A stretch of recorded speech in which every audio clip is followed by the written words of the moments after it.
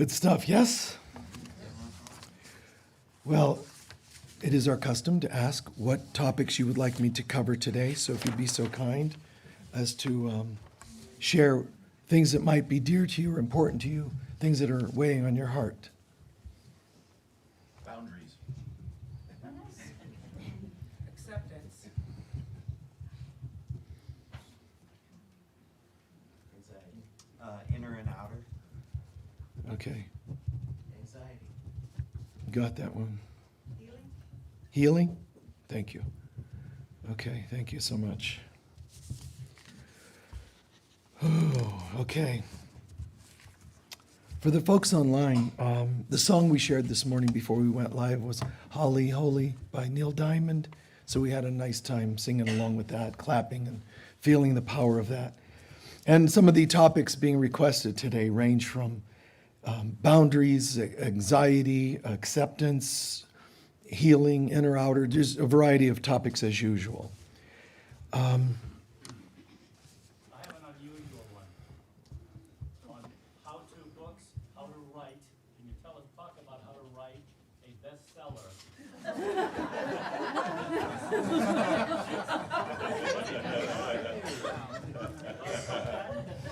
You're a writer and you're a best-selling author. Yeah, but if I tell you the secret to being a best-selling author, then they'll buy your books instead of mine. I'm kidding. I'm kidding.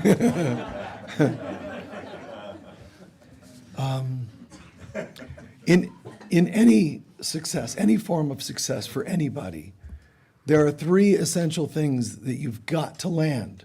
If you're missing one of these, then the chain is broken. But whatever you do, you have to love what you're doing. Secondly, you have to be good at it. And third, it has to be something people want. If you're good at it, but they don't want it, it's not going to help. Even if you love doing it. I mean, just knock yourself out, enjoy, but don't expect anybody to buy it.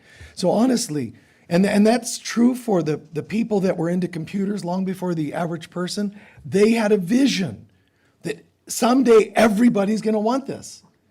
So it takes a little bit of calling, knowing inside that this is going to go. People want this, even before they knew they wanted it. So that's amazing. But some people can't even tell the people want it when it's obvious. But you got to love what you're doing, and you got to be good at it. Because if you love it, but you're not good at it, I'm sorry. But I love doing it. I know, but you're terrible. So train or, do something to, and if you get those three things in order, it's magical. It really is. And if you're doing something and it's not taking off, maybe consider one of those might be weak. Maybe further training on the good at it. Maybe further self-inventory on the do you really love doing it? And you can still sabotage that trifecta. Like, you might have the three in place, but you might still have some self-sabotage going on.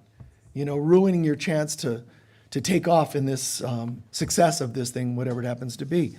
But get those three things together. Love what you're doing. Now, also, and be careful with attachments, because you can say, okay, wait, I heard what he said. I love what I'm doing. They say I'm good at it. How do you know you're good at it? Well, get feedback. That helps. And it has to be something people want. Don't forget that. Now, I've seen people who had trouble succeeding and they get mad. People just don't get it. And they have the right to not get it. But if it's not selling, whatever you've done, there's people that, whatever. I mean, it's like, oh, I have a unique vision.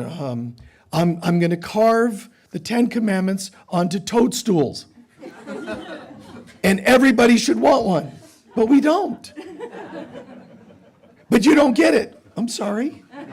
And we're not buying it. Now you're upset, and it's our fault because we don't get it.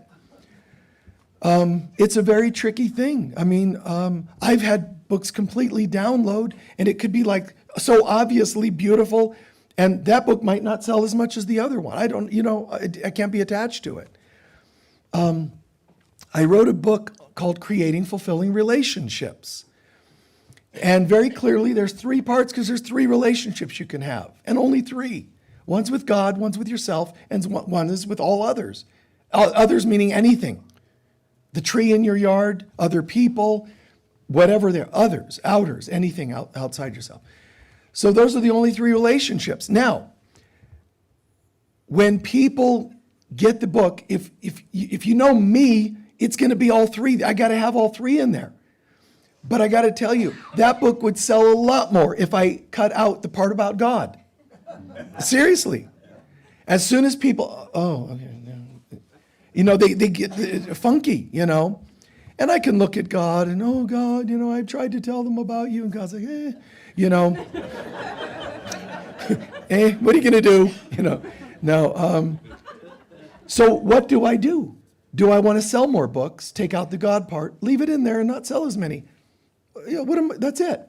I mean, it's not like me to say, I have an idea, let's leave God out. Then you're like any rock band that ever said, let's stop singing about God. You're every actor that said, let's leave God out because I can't get movie roles if I talk too much about God. Do it, and you're selling yourself. You're selling your soul.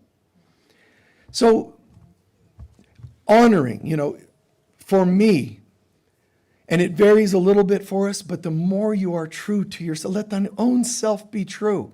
But it's really let thine own true self be true, your real self. But I've known people, and people are in pain saying, I'm trying to do God's will, but since then, I've lost money. Since then, I've lost my partnership. I know. There's a purging process that comes with changing your life. Even a baby doesn't keep the umbilical cord connected forever. It loses that. Gets weaned off of breastfeeding. I mean, change happens. And we hurt sometimes when these changes come, and that's okay. Our job is to bounce back as quickly as we can. But the human ego doesn't want you bouncing back from anything. It wants you to be crucified every day, and it wants you to suffer the crucifixion. And most of all, besides your being in pain, it wants you to blame other people for being crucified. See, you being in pain is not enough for the ego. When I say the ego, I'm not talking about the pop psychology ego that's buzzing around where people are like, oh, you have to honor your ego. That's just crazy. So I'm talking about the spiritual, the part of us that hates our good, the part of us that wants to destroy ourselves. That's what I mean by the ego. That ego, it isn't enough that you suffer. Why? Because if you're suffering, you might call out for God. You get that? So people think your ego just wants you to suffer. Oh, no, that's not good enough. The ego has to say, I see that you're suffering, but I know you might get so in pain, reach bottom, that you're going to call out for change in God. So I have to do one more thing. Have you be in pain and blame other people for it. Because then, it's not me. I don't have to go here. I can go out here and look at all the people that are causing me my problems, you see? So it's clever in that way. But there's so many different kinds of people in the world. And if you're trying to succeed writing a book or whatever you're trying to do, there are lots and lots of people that try to mess with you and control you. Someone will try to get you to sell yourself out for lesser than high integrity. So, but you have to be true to your real self. Now, the ego will even tell you, let's be true to ourselves. And it'll give you a false empowerment, and you'll know it's false. How? When you're blaming other people for what's going on. I have to be, and this is a dangerous one for people on the spiritual path. I found my voice. Oh, God forbid. Because once you find your voice, we can't shut you up. You have to. Well, I found my power, and this, and I'm just letting you know that that's wrong with you, and it's the false, entitled ego looking like it's taking on a spiritual stance, and it isn't. You're just being hateful again. What really has to happen is we go from an outer orientation to an inner orientation, and when we do, we start to go, oh my God. It's kind of funny, some of this on the path, and it's sometimes painful to go here and say, all that I was blaming on others become patterns within me. and belief systems within me. Wow, I'm getting it. So the person, you'll hear a lot of people in recovery are catching on faster sometimes than people just on the spiritual path, because recovery makes you have to talk about this person and not others. You don't get away with blaming people as much when you go to a step group of any kind. See, spiritual groups will still let you get away with that because it's fake spirituality. And you know it's fake because it's not telling the truth, which is there's a lowercase t. I'm talking about the truth of self. The capital T is where we have our complete innocence. And some spiritual person is going, yeah, that's me. I'm totally in my power and my innocence. And we know it's not true because your problems are still being blamed by everybody else. And that's sad, and we're sorry for you, and we get it. We just don't want to hear it, you know. But the idea of getting on the path, it's really nice because you'll hear more words related to, for me, here's where I'm at. For me, here's how I'm feeling. Now, I don't mean you just selfishly talk more about yourself. That's not what I mean by spiritual path. I mean responsibly. And you can just tell there's a theme, there's a tone. Yeah, I've been there, I've done that, and here's what I learned about myself. See, that's responsible conversation. You're not holy yet, but you're halfway there because you took the conversation from, well, I would be except them. They did this and they did that. So it's very tricky. But people try to step in and take control of you, whether it's holding debt over you or whether it's guilt and shame over you or whatever it happens to be. Human beings are living in a deficit. There's not an abundance of everybody walking around totally plugged in and feeling the complete presence of God. I mean, you just don't walk down the street of the average city, and people just, wow, you know, my cup runneth over. They're all running on debt, whether it's emotional debt, psychological debt, blame. I got to blame more people. All kinds of debts. Even karmic contracts are forms of debts. There's a difference between karma and clearing. Karma wants you to pay for everything. Clearing erases those things. And then again, there's people that go, yeah, I've cleared everything. The fake spiritual, it's okay. They're just delusional. But we get to a point where we're no longer as easily controlled. We have to ask ourselves, because some of us in an audience like this and online too, you know, I have people in my life that keep trying to control me. And it's not just always about control. When you're not controlled, sometimes you're seduced. I was talked into buying this car, or I was made to have a debt, whatever it is, whether you're controlled by people or seduced by people. One's intense and one's passive, but they're both unhealthy, right? All right. And it's easy. Can you think of any time when a person did one or the other to you? Yeah. And for most of us, it's kind of a pattern. Every time I've gone to buy a car, it's as though they just start laughing when they see me get out of my car. It's like they all just sit around and start mixing a cauldron and, you know, get ready for this major curse they're going to down of a car that they're going to, you know, sell me, you know. And if they sense that I'm spiritual, they start saying, you know, it's just this morning I was praying. And you're like, oh, synchronicity, you were praying, I was too. And they said, and here you showed up wearing, you know, a certain color. And we have that exact color on a car that it's in the back lot. We'll have to have it towed out front for you. But that too is meant to be.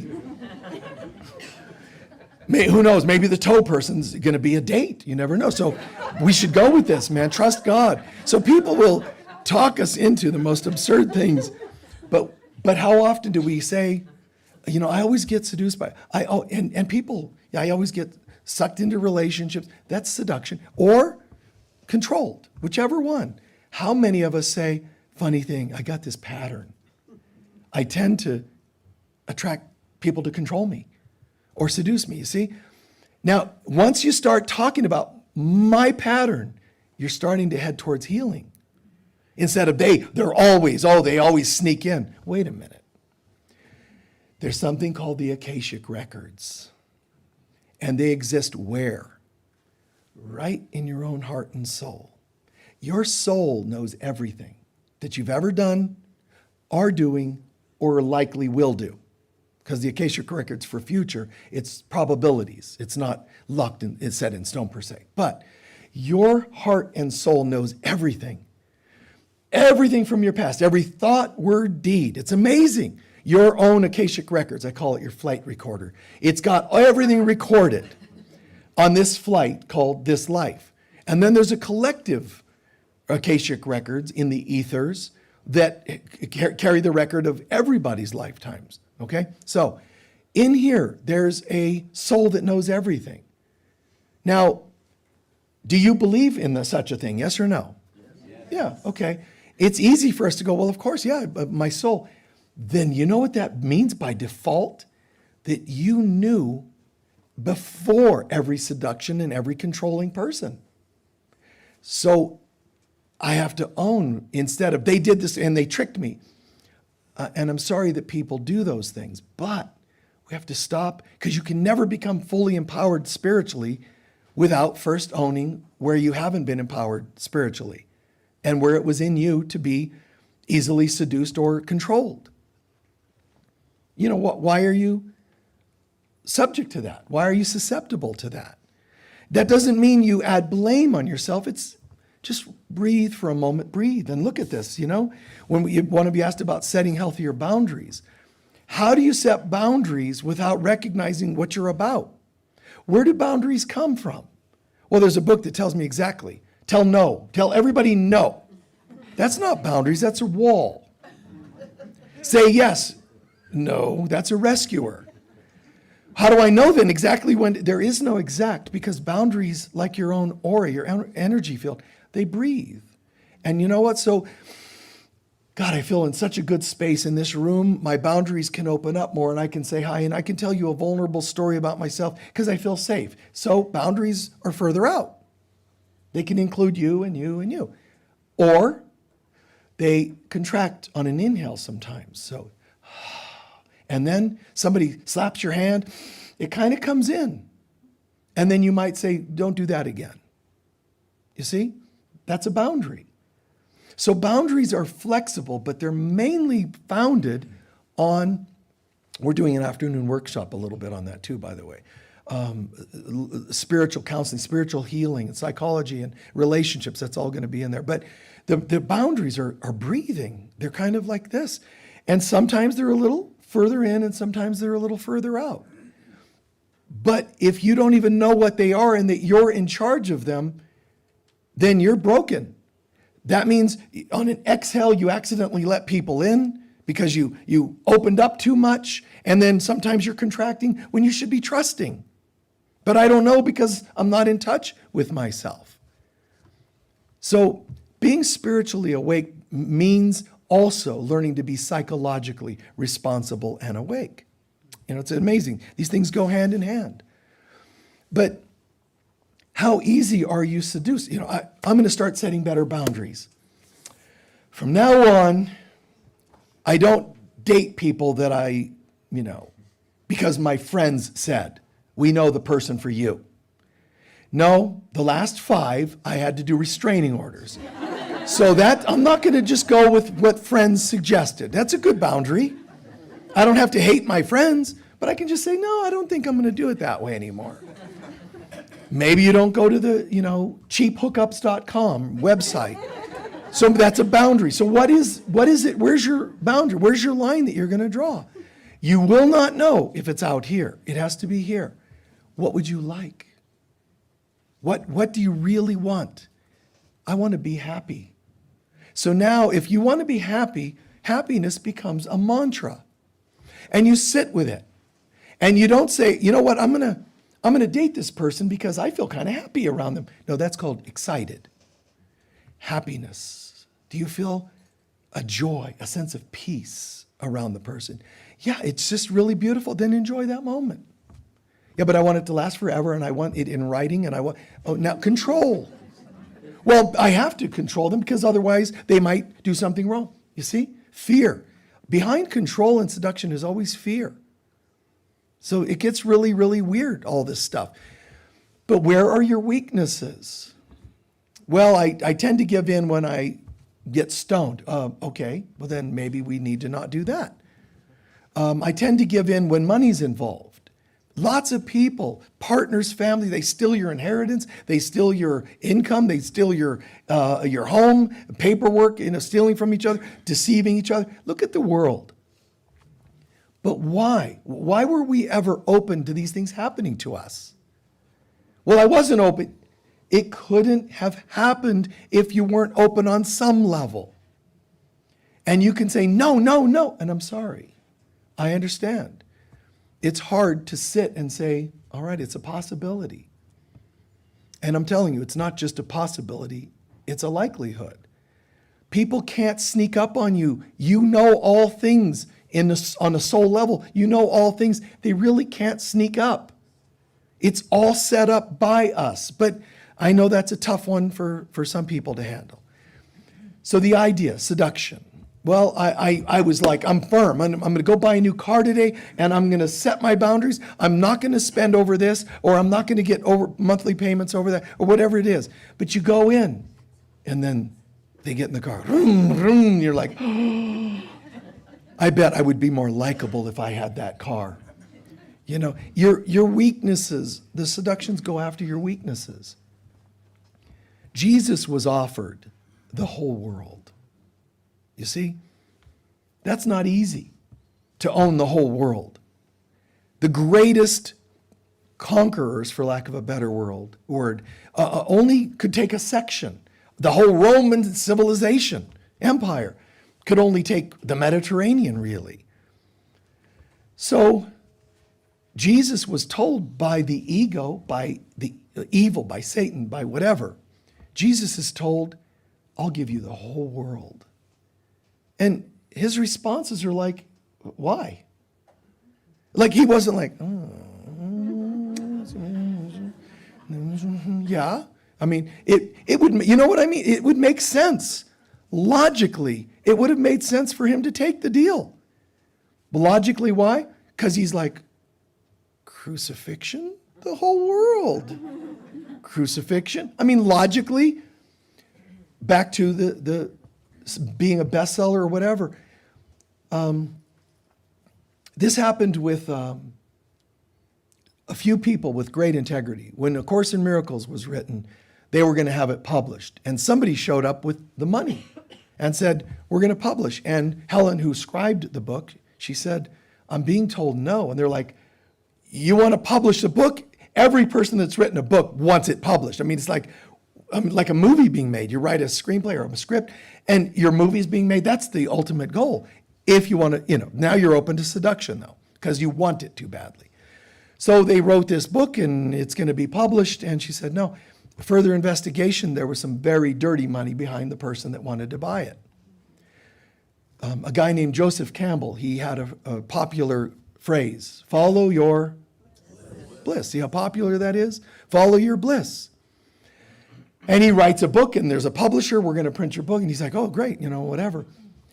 And something inside, it was like, this isn't the right company. See, you're not supposed to question. You're supposed to want your book so badly published, you say yes to anybody. Like you want your body touched, you want an income to raise. We'll make a deal with anything. But wait, you got to be careful and say, does it resonate? And his mantra was, what's his word? Bliss. So he sits with it now, published, reputation, potential fame, and money. That's logical. But he's waiting, and the feeling of bliss didn't come in. So he had to say no. And a different publisher, yes, and it all worked out. You see? But you don't know if it's going to work out. The ego wants the quick fixes. And it wants us to run off of the stimulus constantly. Run off the stimulation. Run off I'm going to be published. Now, you got to be careful because there's a part of us that tends to sabotage ourselves. There's a part of us that doesn't even believe we're lovable, doesn't believe we're worthy of a good relationship or success. And it's going to get in the way. But God has a different idea. So learning to call upon God as our guide. Now, okay, how do I do that? God, this publisher or not? I'm waiting. You don't hear the voice, and people give up. And God's saying, well, what are you looking at? Well, I was praying, so I was, well, for what? A shooting star? I mean, why were you looking up? Well, because I was waiting for God to answer. Why don't you look in? Okay, I'm going to look in, and I'm waiting for this thunderous event. Now stop. And I'm advising you all, look for a feeling. Bliss. Does having this housemate resonate with bliss? Well, they'll pay half the rent. You know, later you're going to say, I'd rather be homeless than live with that person. It doesn't resonate with bliss. Having this car, yeah, the payments are going to be a little high, but if I just skip one meal a day, I could probably afford it. No, it doesn't resonate with bliss. But my friends, shh, it doesn't. Your head's going to start coming up with, yeah, but. And once I see that happening, I myself say, okay, I'll have to pass on that. There are times when people have said, oh, we can do this, and we're the best at this in the world, and we'll make you famous. And I just don't have it. It's not in me. I've had people say, I'm going to give you millions to open a retreat. Is it unconditional? Well, no, we want you to do this, and we want the house made out of carrots, and everything has to be vegan, and no. Oh, you don't want them made out of that? That's not the point. You make a donation unconditionally, and I'll do it. That's how our center runs itself. It's this place exists because of us. We don't have people just writing $1 million checks every day. We're the ones who make this work. The people online and here, we're the ones who do this, and that's fine by me. And if somebody writes bigger checks, God bless you, thank you, it makes it even easier. But we cannot, if somebody showed up and said, I'll give you $10 million to turn this place into more like this or this or this. No. Am I against those things? No. I'm not against those. I'm not even telling you whether I like those ideas or not. It's the idea of you saying, I'll give you this as long as. And that just doesn't work. Because there's something that's internal, an energy here that is steering us. And it can't be somebody based on a donation. Does that make sense? It's the same with you in your loneliness factor, your rent factor, or whatever else it happens to be. You can only lose when you bargain yourself away. It's going to come back to you karmically. And almost always it pays off when you're true to yourself. But I got to tell you, sometimes you're true to yourself and you might not see the positive results, the gifts that come from being true to yourself. You might not see those gifts for weeks or days or years or who knows. And, it's a drag. But the more you get used to this, the more it comes quickly, the results, the gifts. The reason it sometimes doesn't show up, be patient. They call it divine timing. Be patient. The reason it doesn't show up all the time right away is actually because we're not totally on board yet. Because the outer world reflects the inner world. So if I tell you that I had side jobs to pay the rent, I had side jobs for maybe 10 years. I don't know what it was, 5, 10 years, something like that, before I could make a living doing just what I'm doing. But I could tell you it took me 5 or 10 years. I'm not going to tell you it's going to take you 10 years. I'm going to tell you I think you can do it in 5. And the person you tell it might be able to pull it off in 3. Why did it take me 10? Because my belief systems were 10. Honestly. I've known people that have come here and sat in and turned it and started making this their career in 5. That doesn't make them better because it was only 5. It's their learning curve. If we're good teachers, we can shorten that number of years. I can't even imagine somebody saying, Michael, I would like you to become a student of yours. I'd like you to be my mentor. And I'm going to say to them, okay, about 10 years from now, it'll all turn around. I'm like, that doesn't sound very promising. It took me 10 because that's where I was at. No, there was no such thing. Honestly. When I started this, not only were we still using stagecoaches, but when I started doing this work, guys, there was no such thing. Nobody ever said, you can be an accountant, you can be a lawyer, or a spiritual teacher. That spiritual teacher was never in the books. It didn't exist. If you did anything like this in those days, it was a hobby. People back in those days, it was a hobby. There was no making a living at it. People were doing classes like we do, in their living rooms. And there were like 3 people. I mean, they even had a name for that type. Housewives, they used to call them. I'm not kidding. They were just, the husbands were working. That's how long ago this was. Husbands were working. The wives, could relax more. There weren't as many jobs for them. And it all changed. It all changed. It shifted. But we used to call these, people would use that term. And so they had the spare time, the spare money, and take these classes. It was not open. The world wasn't as open as it is now. Now, my God, it's amazing. You see sound healings. There was no such thing 40 years ago. There were like 2 books out. That's why they sold so many. Everybody owned Jonathan Livingston Seagull, it's like there's only a few books that were out there. You didn't go on tour. Tour where? Other living rooms with 3 people? I'm going to go on tour and visit a few living rooms. You had no way to find those living rooms. So I went to a church, a spiritual, a unity and places like that. I'd like to do a workshop here. And they go, oh, okay. Oh, you know about this? And wow, that would be amazing. And they would look at the spiritual things and go, that sounds really cool. Then they would go, wait, you also teach Chinese medicine? And well, that doesn't really fit in. We're a spiritual center. In those days, I was told healing has nothing to do with spirituality. And then when I went to the healing centers, they would go, we don't care about spiritual things. In those days, I couldn't convince them that they were the same. But I had to teach that they were the same. And that was cool. That was fun. I liked it. I was good at it, and people wanted it. So it kept working. I'm not saying I created the spirituality movement, but I'm saying it didn't exist, and I had to create it for myself. So some of the things you want to do with your lives, it's got to be created. I wish for you to be able to just ride the wave that's already there. And that there's a lot of good that comes from that. But for me, if I was just riding that wave, it'd be nice and kind of successful. My success, whatever one wants to call it, is partly because I was creating the wave, one of the people creating the wave. But that's harder work. So it took me years to create a demand and start doing this and going to centers and showing them. And within 10 years of me doing this, a lot of the centers shut down. They said, no more outside teachers. Why?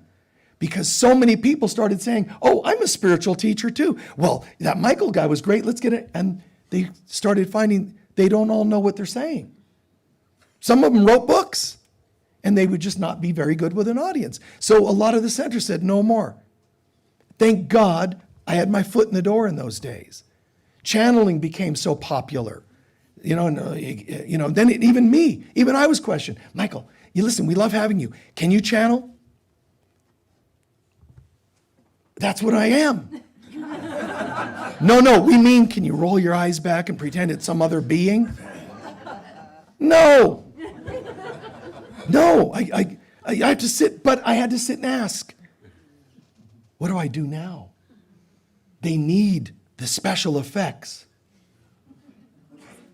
So I have to change my voice. And you have to change your voice, but it's almost always British.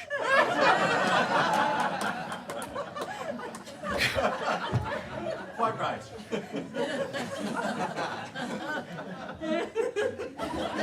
Beloveds, we are speaking to you from here in the higher realms. And it's just weird.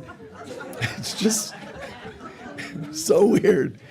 You just expect them to break into Shakespeare, But it's not real to me. But I had to ask myself. And one of the most popular of those channels said, Michael, I got to tell you, Sometimes I go on stage and they're waiting for it to happen. And they do channel something. And they said, but it's not there. It's not happening. I have to fake it and pretend I'm channeling. And now what would you do? You have an auditorium. I'm telling you, what would you actually do? Think about it. You know, I'm waiting. It's not happening. Sorry, refunds abound. Everybody, thank you. And everybody's mad. And they probably won't come back. Or do you fake it to make the best of the moment? I don't know what's right for you. Everybody has to see what's right for them. My advice is, if you become the thing you channel, you can never be without it. Right? Yeah, now you're like, oh, well, it's there. So I couldn't meet the needs of others when that was a big fad. But that came and went. And there's something about this. Human beings are looking for false heavens or certain hell. And they'll settle for that. False heaven is anything that is stimulating. Certain hell is depressing. Okay? You could call it sedating. Everyone's looking for one of those two things. I'm feeling like I lack something. I need stimulus. So again, I can be controlled or I can be seduced. But give me stimulus. Tell me I'm wonderful. You know, I've never allowed applause in any of my talks. In how many decades? I don't do applause. And I always moved from a talk straight into a meditation so that they wouldn't applaud. See? And it's great because it's not about that. Yeah, but how do you know? I mean, they need to applaud. Well, if somebody applauds, I'm not going to say, stop it. But there's no need.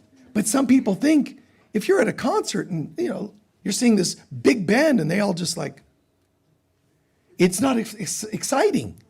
Can you imagine? Like some major concert and everybody at the end's like, no, it's got to be, and rush the stage and touch the hands, But if you need the applause, did you not know you were good?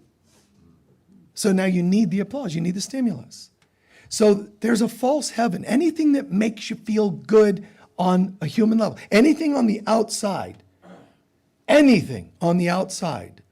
that seems to stimulate or make you feel good, stimulated, meaning excited, it's a false heaven, it's promising. And then there's the opposite, certain hell. And a lot of the things that promise the one end up being the other. But neither of these is healthy. Neither of these is good. The false heaven and the certain hell, the stimulus and the crash, the depression. What you really want is a real stimulation, which isn't called stimulation, it's called joy. That's different than excited. Do you see the difference? In your center is joy and peace, not sedation. Stimulation, sedation is really right here known as joy and peace. Joy is a exuberance, but it's not an excitation. Peace is calm, but it's not depressed. Do you see? There's a real version of heaven right here. There's the false heaven and the certain hell. Anytime you get invested in something outside, it's going to one or the other. Whether it's drug, alcohol, people, whatever it happens to be. The car, that looks really cool, whatever it happens to be. But we will sell ourselves out. We will sign psychological, spiritual, even physical contracts to try to get these things. The person that says, let me sit with this for a minute, is at least trying to change the moment and not run on what the world tries to do. So Jesus was told, I'll give you the whole world. It didn't make sense. Why would you want to, gain the world and lose your soul? And it doesn't mean we're cursing the world. What we're saying is, if you're centered in joy and peace, then you walk in the light of God. The light of God has to emanate from inside. So watch. I'm walking in the world and, oh, look, a bright light. And you go over to see what it is. Darkness, and lots of people like to explore their shadow and darkness. But you know what? Both of those are out here.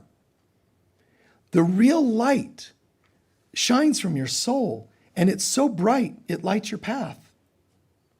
See, people that are living in darkness are looking for the little, the floor that lights up and calls them one direction or another. Go this way and we'll find you a partner. Go this way and we'll find you more fame. Go this way and we'll get you money. And those are lights, fake lights that are calling. And they end up not delivering and not delivering anything good. The real deal, and again, like I said, relationships book, it's a relationship with God, self, and others. You can never, and it's called creating the book, Fulfilling Relationships. Fulfilling, I put that in there for a reason. I didn't say quick stimulation, but that would sell more. These dynamic concepts, but they're not helpful.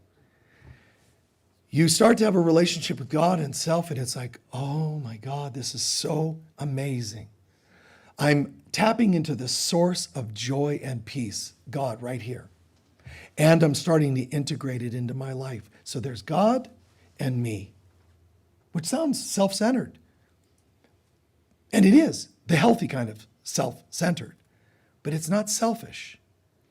So I'm just feeling so alive. Concept of really alive. The ego wants you to be seduced by a false, or stimulated by a false sense of feeling alive. People take things so that they feel more alive. Well, I would ask myself, why am I so dead? Just one of these, man, every day, and it just, wow, you feel so alive. Like people doing ecstasy. Wow, I take ecstasy, man, I feel so much love for everybody. What about when you don't take ecstasy? Oh, it's not the same. Then that must mean the ecstasy isn't real, because it isn't lasting forever. The presence of God lasts forever. Even if you lose sight of it, it can never be gone. There's just so much depth that comes with all that we're talking about. We can act like I'm talking about relationships, or we can act like one of you asked about anxiety. What is the anxiety?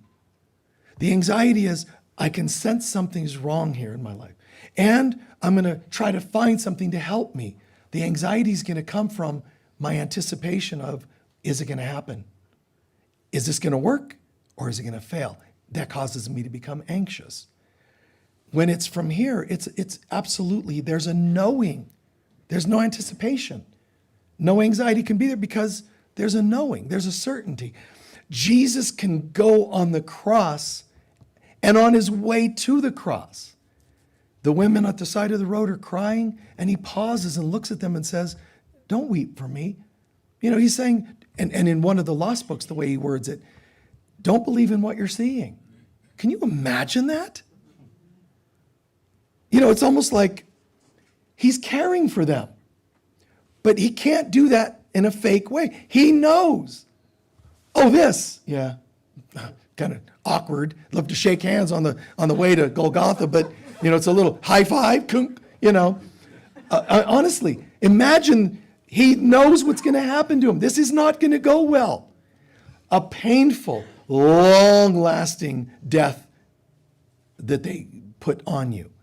Several hours of an agonizing, gradual murder, execution that they do in the crucifixion. And yet he pauses to look at these people, these women, some of the holy women, and says, it's okay. Don't believe in what you see. How can any human being have that much center? You see? And you're a mom, a dad, your kids see you suffering in some way. You either give in and show them your weaknesses and it scares them, or you pretend it's not there and it's lying to them. How can I do this the way Christ would do that?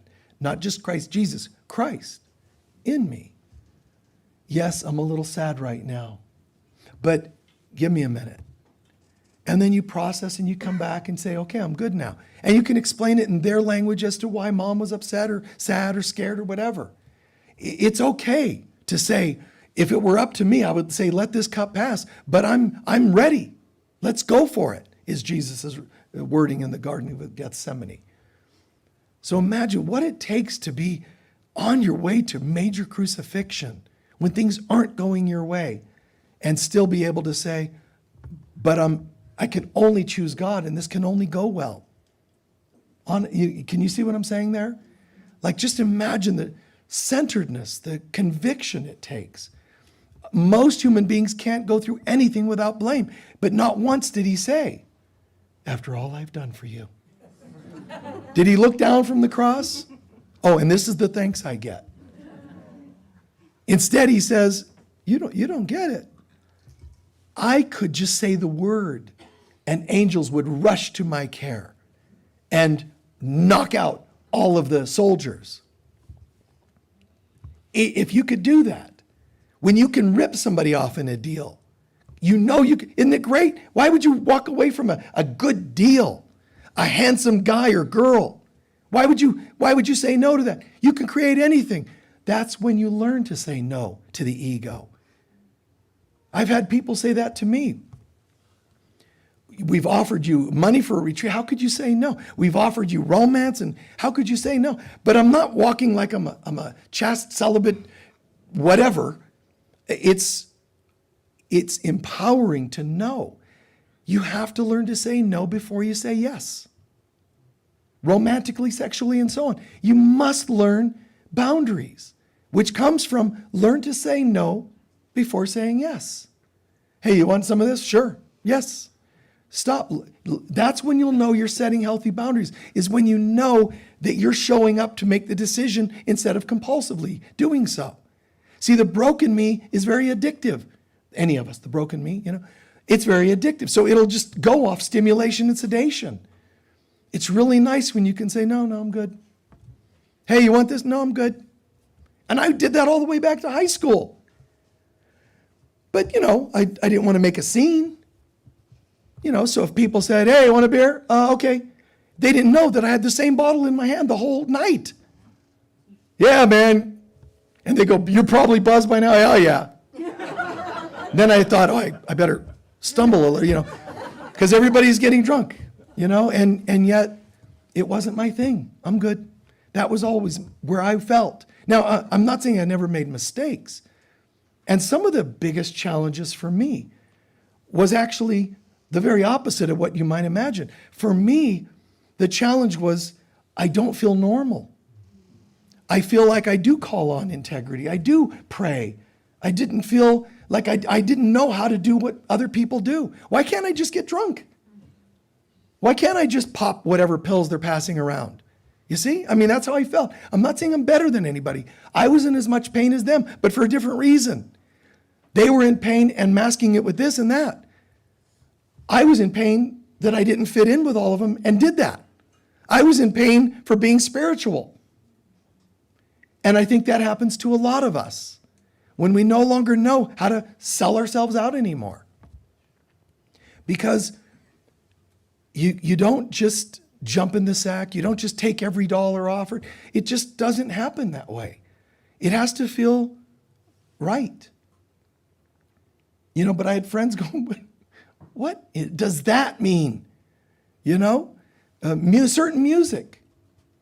Hey, listen, it's just angry.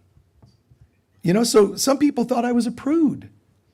But yet I'm like, oh, really? Well, I listen to Black Sabbath. But their music was actually spiritual. It was always about, it's not people made a bad rap for them, but it was always about, I remember one critic, if you want to know Black Sabbath, here's the theme of their music. If you're not walking in the light of God, Satan is pulling your strings. And I was like, that's true. Wow. And it summarized it so beautifully. But people didn't know that that's what their music was about. It was about spirituality.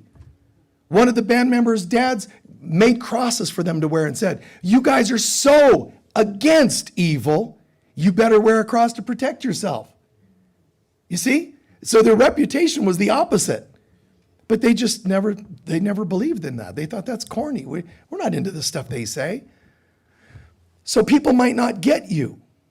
And I'm telling you, it's not, just because you become spiritual doesn't mean everything lines up. That's an awkward walk. It's easier to walk like everybody else, just disconnected. honestly. But learn to look inside. What's happening? What's going on? I'm hurting. Well, why? Because I was going after one of those false heavens, or I was, once again, sinking into one of those certain hells. Well, how did you get there? Well, this person, wait. Have you been there before? Yes. So did that person, were they around all those lifetimes you did this? Was it always you got conned? Or are you a little susceptible?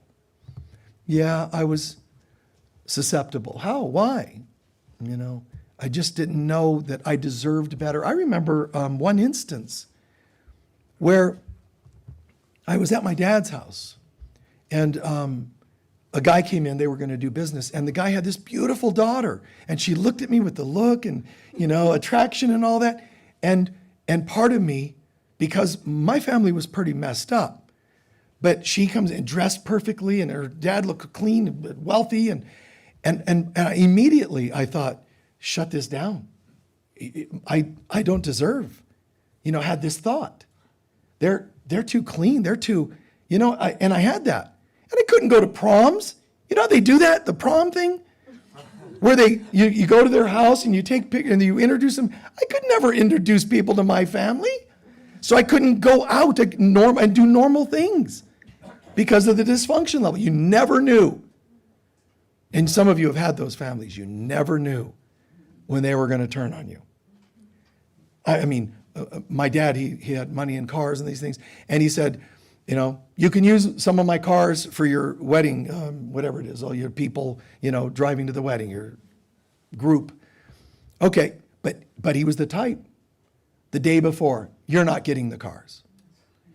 And make you cry, make you beg. It was so dysfunctional. So I had to find what it means, my own equilibrium. And I'm sorry, guys, on the spiritual path, you have to find your own equilibrium. You have to find your center. It's the healthy guide. So when you're walking the path of life, the light from within shines in front of you, and you know what way to go because the light. But it isn't an outside light that someone turned on for you. It came from here. And now I get it. I being any of us that get it. Now I know what authentic agreements are. Now I know what this feels like. Love and joy, healthy intimacy versus fake stimulation stuff. You start to realize this wonderful barometer, this compass inside. You see? And that beautiful concept, follow your bliss. But no, bliss isn't the carrot dangling in front of you, outside of you. Follow your bliss means a feeling in your heart and soul. Well, how do I follow it if I haven't found it yet? Oh, that's a really cool question. So I'll have to say that if you haven't found it yet, when you get on the path, you will find this, but you have to find the parts that don't want it yet and uproot those. What part of you wants chaos still? Like, you know, if you've been betrayed by 5 partners, I'm telling you, you're kind of expecting it on the 6th one. You have to uproot all these things, all the patterns. Not every single, but just generally speaking, you clear the garden out. Yeah, there might be a weed here and there. You're not obsessive about it, but you clean the garden out. And what you plant is what you'll be able to expect to see. But I hope you don't have attachments to it, just wonder, a sense of wonder like a child. I can't wait, this is exciting because I planted this. You know that if you plant greater faith, greater self-worth, I'm telling you, you're going to see that. It's nature. You get back what you planted in. You don't say, I'm going to plant seeds of low self-worth and see the fruits of self-worth. It doesn't make sense. So it's quite, I find it to be astounding when we realize, when we're really on the path, you know, being on the path doesn't mean everything goes your way. But you become the way of God, the way of the Tao, the way of love, the way of light. And all of a sudden it's like, wow, light is shining in me. And so brightly, it even illuminates my path to know what direction to go today. I mean, it's that practical. And yet, you know, sadly, a lot of people forget this. Is this all making sense? Is it all, you know, okay, good. So when you talk about inner and outer and healing, keywords like this, the healing is an inside job. And it's an amazing thing. We want to fix our outer world. That's still false heaven. You're healthier when you recognize you have damage than when you pretend that you don't. Even though when you own that you do, it's kind of sad. It kind of hurts. At least when I was faking it, I wasn't in so much pain. Yes, you were.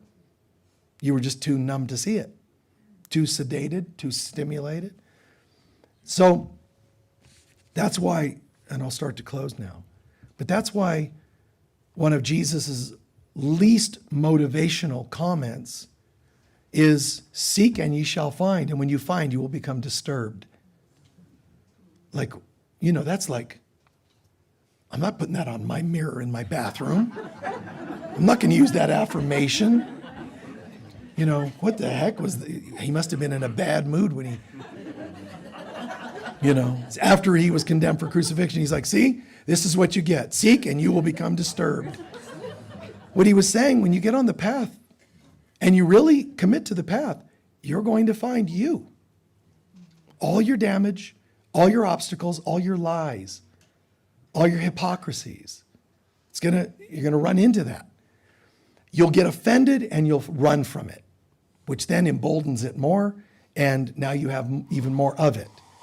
What you can do is see it, be courageous, and if you buy that it's real, it'll be harder to deal with than if you realize, this is kind of funny, that I used to think that I was unlovable. You see? You kind of see the irony to it, and that becomes very empowering. So it is everybody's destiny to become one with God again. We never were not one with God, but we had free will to choose to believe that we weren't plugged in anymore. And that made us feel very sad, very scared, very alone, and then we lashed out at ourselves and others. And that's the world we created. It's an interesting thing when you even observe politics. The way they don't like each other. It's not like they argue, we think we have a better idea. What they're arguing is, we don't like you. So whatever idea you have, it can't be good. So you're anti-others instead of, how can we find commonality? See, and that's not my brain. That's not how I would do it. I would say, that's a great idea. They'd go, what? But you can't do that. You're that party. Oh, well then let's create another party. We'll call it the Party Hardy. Or something else, the Centered Party. And I know there's probably something like that that's created, but my God, this isn't how we're going to have a better world. Hating. Parties built on hatred. How do you have a party and hatred? It doesn't make sense. So back to love and back to who we are. And it takes commitment. Please remember, you don't just get on the spiritual path, you get on the healing path and the spiritual path. Remember when I went on tour and they said you can't blend the two? Yes, you can. And apparently that was one of my messages, to start showing them, go to this group and touch on that a little. And they start going, that makes sense. Go to these groups and touch on that. And they go, that makes sense.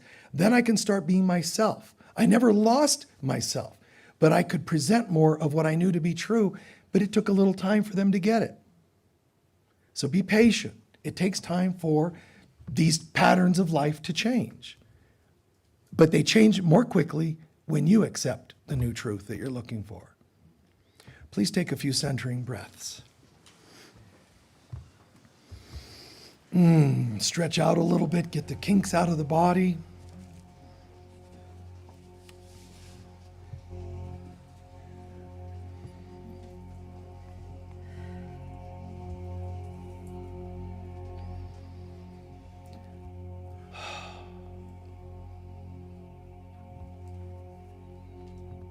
A tough thing for people to accept.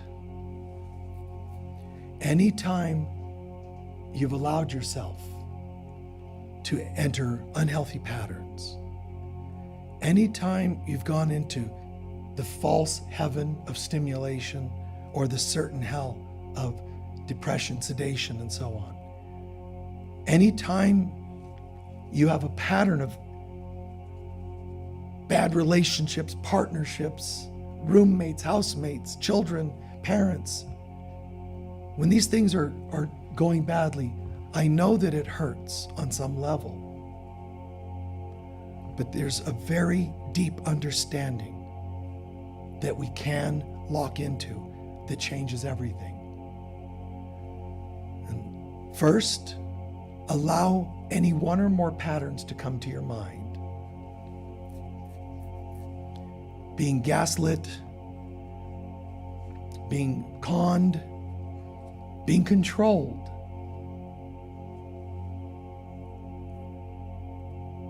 The ones that have happened the most in your life, or the ones that are happening most now, the ones that have hurt the most. Whatever you want to courageously work on, take a look at it for a sec.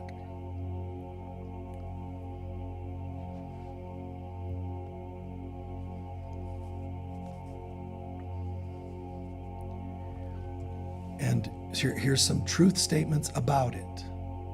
The only time that we allow any of the falsities, any of the stimulus and sedations of life, anytime we allow patterns in, listen carefully, we have to believe there's a value in it. We have to believe there's something of value, something we get. Well, what could I get out of being put down? Hiding, maybe? Maybe living small is seemingly safer to you than speaking up. Maybe. Maybe being controlled by your partner of the past, your parents. Maybe a part of you didn't think you knew best, so you allowed somebody else to make the decisions. Everybody's different. But what was I getting from this? Some of the most insane decisions. 50-year partnerships in business or partnership, romance. I'm not saying blame and condemn yourself. Just try what theoretically, hypothetically, what value might have you believed was there.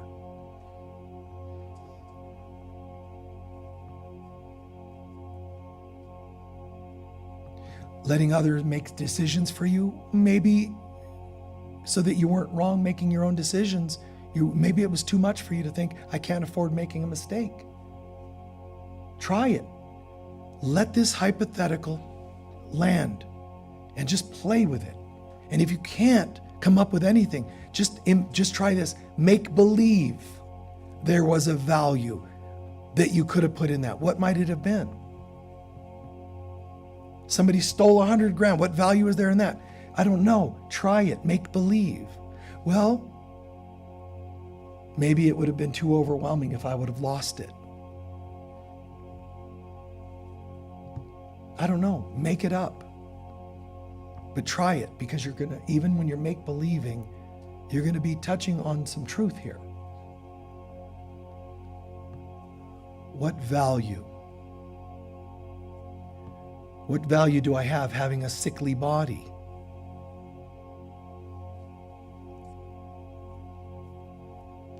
What value has there been in not having an intimate relationship in 5 years?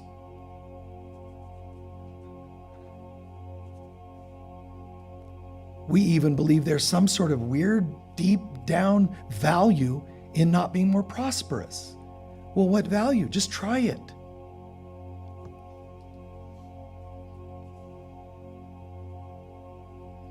It takes courage to allow these sentences to come through. And whatever has come through, own it, that it's a possibility.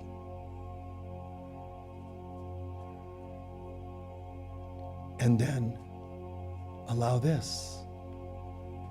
Heavenly Father, Mother God, I can see that there's this pattern in my life. And I'm allowing the hypothetical idea that I might have thought that there was value in this or that, about that, by not having it or whatever it is. I'm not totally comfortable. I'm not even totally certain that this could be real, but I have a feeling it is. There's a possibility that there's something in me that was attracted to this. And that scares me or angers me or saddens me or whatever.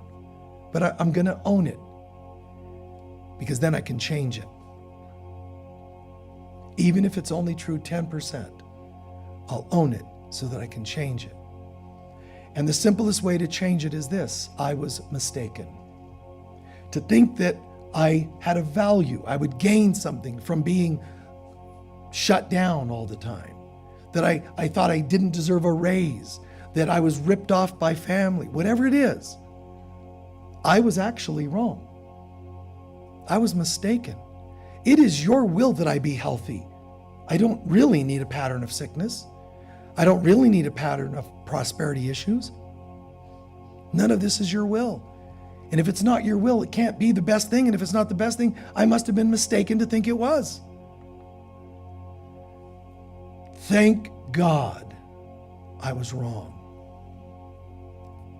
about not being attractive enough, not deserving prosperity. Thank God. I feel like celebrating that I was wrong. It feels good to own that was just a mistake. The investment I had. I don't need anything anymore from anything outside of myself. I can still interact with people, but I do so from the center within myself. I give thanks that everything can start changing because now that I'm surrendering my misbeliefs that created miscorrect creations, I now am an empty vessel that can receive your will. So let me have that now. You show me the kind of prosperity that comes from choosing you as my guide. You show me that I can have great inspirations. I can start a business. I can feel attractive. I can own sensuality. I can be musical. I don't have to have any of the fears of what might happen if I try. I am the light of God. Therefore, I'm walking in the light. And I give thanks that this is so, and I give thanks that this need never change.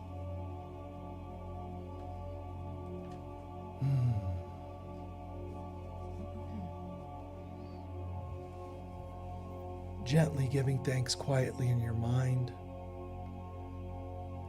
and then gradually stretching out.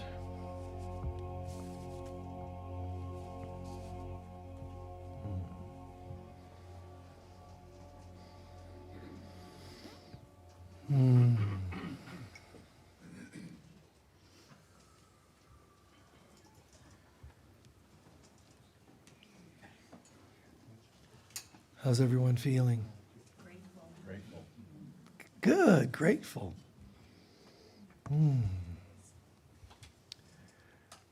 What did you hear in the talk that was most helpful to you, and or in the meditation that was most helpful, might help you in your life? Anybody? Power of gratitude. The power of gratitude, To accept the will of God. accepting the will of God. And the will of God is good stuff, by the way. Trying to empty yourself of your issues and becoming empty with that, owning it, and I mean owning it, Right. and then starting from scratch. Emptying the false stuff and owning that that's what we chose, and now releasing it. If you don't own it, you can't release it. How do you release something you don't take ownership of? That would be kind of illegal. Yes. Forgiving yourself for being wrong. But take the journey inside. You know, like there's people that don't like the current president. Some people don't like the past one. Some don't like the one 3 times ago, et cetera, et cetera, et cetera. But how do you know? Well, because you know what they say. There's no they. That's a hologram. What, you know? Now, if I were to sit and look at, say, the current person, I might say, well, there's things I don't like. Well, what are they? Because you're neither right or wrong. If you're not in the light and love of God, you're off anyway. So you say, well, if I were sitting with that, I'd say, well, here's a funny thing. If I'm tracking the current leader, like or not, it's not the point. If I'm tracking that, I notice there's something that I feel weird about with that person. And one of them is they make sometimes grandiose statements, like always and never, the best ever, big statements. Doesn't matter if he does, doesn't make him wrong. What I'm saying is look at self. And I look at myself and go, oh, I feel like if somebody's saying always the best ever, it sounds so grandiose. I'm not sure exactly what I can believe because everything's always the best ever, right? Do you see what I'm saying? So it's not him. I sit with it and say, oh, it's my interaction with that particular type of communication.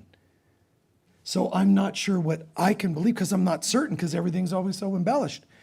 So I sit and look at that, clear that, and then you might not notice it as much anymore in them.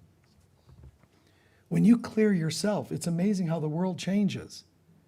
Instead of everybody fighting all the time with these parties, to be able to look at why don't you like that? All the people hating on him or the last person or whomever, none of them, they generally don't stop to ask why. They just run on it. And the same goes for your ex that is hurtful and selfish, or your parents or your siblings or your children or whomever. You'll never know how to heal it till you own that it's there. And you'll never be able to own that it's there till you recognize what investment you had. Why were you there in it? Well, no, everybody agrees. I have thousands of signatures on a paper that agree that my ex was a jerk. So it's not just my imagination. No, it isn't. It's your thousands of friends, also their imagination. You know how I know that? Because nobody's reporting what was happening inside of them. They're just telling me about that person. See? You've got to go to this place to know what is really happening. To look at, you don't have to disclose personal pieces too much, but can anybody share anything about were you surprised that there might have been an investment in it? Was anybody surprised that you might have not have expected there to be like a payoff? Anybody? Yeah, good. Honesty. It's interesting, isn't it? To look at it. I mean, wasn't it a little weird to go, oh, it's hard to own those things. Jesus, why are you being crucified? I completely own this whole thing. And he says to Pilate, you can't do anything that I haven't given you permission to do. Is that what you said to your ex? It's okay, honey, because I know you cheated with 15 other people and you left the bank accounts empty. But then again, you really haven't done anything that I, on some level, haven't given you permission to do. I bet that wasn't your conversation. Call me silly, call me limited, but I doubt that was your conversation. On earth, it's so hard to be courageous enough to look at ourselves because if you look inside, you leave the earth. So to be on the earth with a consciousness that is not of the earth is next to impossible. But with God, all things are possible. Anybody else before yes? It's interesting, the book piece, my book finally came out on Amazon with the working journal, and a lot of things are coming up. So Nice. the inside, the outside, the boundaries, all of that was so pertinent. Oh, so God bless you. And the listening to the fears, so that was beautiful. Thank you Yeah, so much. the magical journals, right? Yeah, she's put together these journals as a vision of something, a creation of hers, which I mentioned on our Monday night program. Some of you will remember. Yes. I'd like to add that living in the moment and trusting that everything is connected and in divine time is a focus, and that is also listening to your higher self blow by blow. Yeah. So it's not like leaving it for the past and the future, just staying present. Isn't this amazing? Yeah. Summarize that and say that one more time. Well, I like to call it hocus pocus. Hocus pocus focus. But the more that you focus, wherever you shine your attention, it increases that activity. Yeah, right. But of course, you have to be aware of everything at the same time, and it's called savvy. And that's mastery consciousness. You know, everything we're describing is not just a human way of doing things. You're shifting into being superhuman to do these things we're describing. And you can say, well, it's way beyond me. No, it isn't. I'm telling you, you're going to get there, even if you don't want to. Everybody's going home, but you can't go home without waking up. And everybody's going to wake up. The alarm's gone off, and everybody's just trying to hit the snooze button. But it doesn't work, because we all agreed to only be gone for so long from home. And the snooze button, you know, you can try it. You can think you have a control of this. Your ego's telling you that. Your soul wants home. Your soul wants to remember who you really are. So this is inevitable that all this is going to turn and go in that direction. Yes, dear. What I got was the bliss in the center is fulfillment. Bliss in your center is fulfillment. It's the only thing that really feeds you, yes. The voice of God is a feeling, right? The voice of God is a feeling.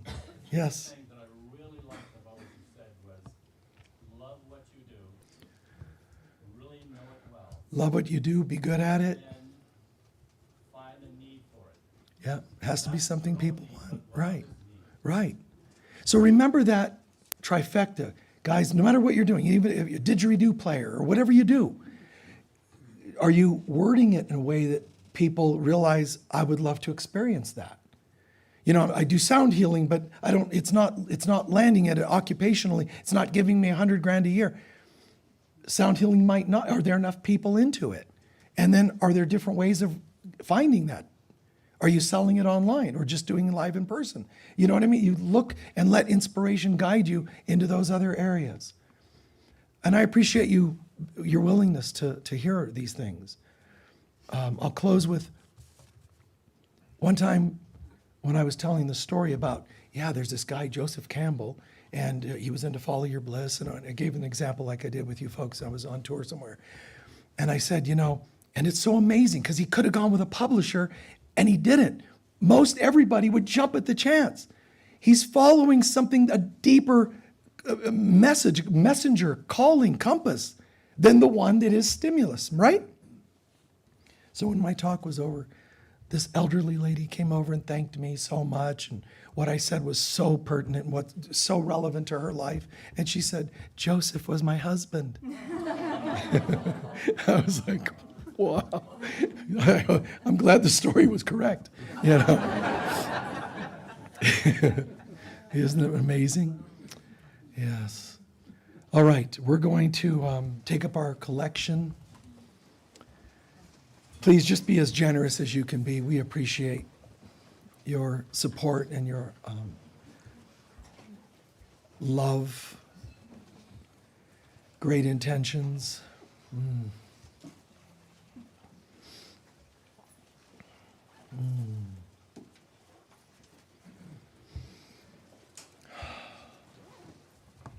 In our minds, we hold a really beautiful vision of love and abundance for all of you. The books you're creating, all the things you're doing. I'm sorry that there's learning curves involved. When I say I'm sorry, I just mean I feel for you and I understand the frustration, the pain, the time it takes to get there. You can have children and it doesn't just perfection. There's the moments of them being can't fix them. It hurts a little bit. That's just stuff of this world. You write a book and it's birthing a child. It has birthing pains and challenges. That doesn't mean you give it up. Just, hang in there. If that's not for you, then don't get involved. Don't go that direction. But if it is, try to go fully. And remember, you're not your own guide. You need the capital G, God, inside as your guide, and then you co-create. And it's easier to co-create than doing things on your own. Our prosperity prayer. Divine love flowing through me blesses and multiplies all that I am, all that I have, all that I give, and all that I receive. And so it is. Thank you so much. But thank you so much for your generosity and for your time, just everything else you bring. I've said this before, and I'm always saying it, the gratitude I feel and our board feels and our members feel, staff, everybody for your love and support. It really is felt and appreciated. People do, pick up on these things. They come and visit the center and they can feel that there's something really unique. And I know staff is in the middle of working. People come in, they have to shift gears to, the welcoming and so on. And they do an impeccable job considering the amount of work we're doing all the time here. But everybody from the landscape people to whatever else, bookstore folks and the admins, and I'm very grateful to them and all the work they do. We have an impeccable board. I really love, the folks that are on the board because the decisions we make and staying aligned with spirit, and it's really, really cool stuff. There too, you have to say no to things that just aren't working. I was saying recently, we have events here, and somebody during one of the events was a little bit disruptive. And they're like, well, we don't know what to do or say. And I'm like, well, you say, this is a container. When you pour water into a container, the water takes the shape of the container. This center is a container. Shape up or ship out.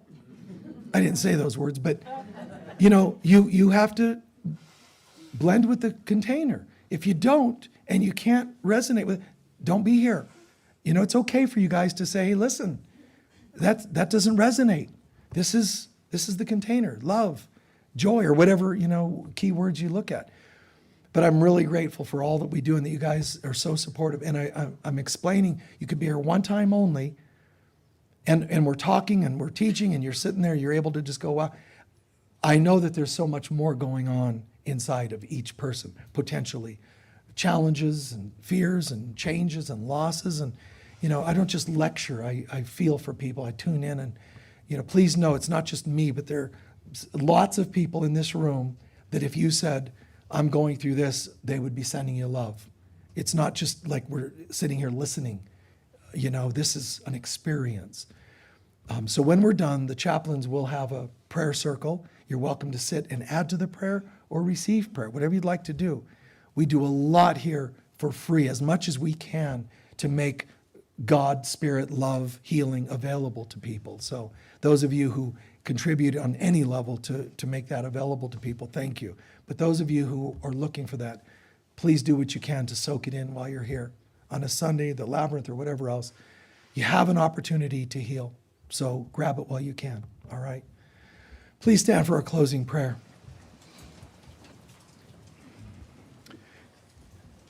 If you're watching online, each line I repeat, such as the light of God surrounds us, what folks are saying, in case you can't tell, is we are the love of God. They're just affirming the we are part. So together, please, feeling that presence, affirming this as truth. The light of God surrounds us. We are the light of God. The love of God enfolds us. We are the love of God. The power of God protects us. We are the power of God. And the presence of God watches over us. We are the presence of God. Wherever we go, God is, I am, we are, and so it is. Peace to you always. Thank you.